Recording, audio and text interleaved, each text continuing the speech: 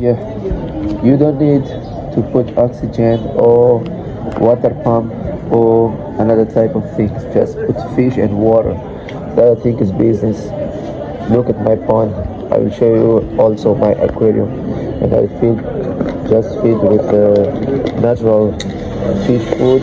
Or if you don't want to, just use this one here, like this, and just throw like this, and they're happy. Just change water from time to time, or increase water if you see the water level is low, and they're happy and breeding also. Look,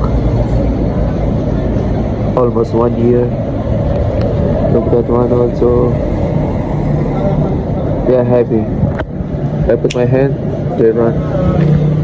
See the other aquarium here.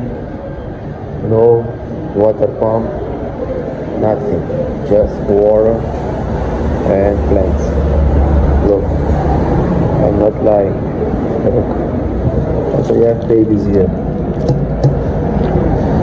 Tropicals, cichlids, and also another type there. So if you agree with that, subscribe and comment. Thank you guys. Don't forget to subscribe.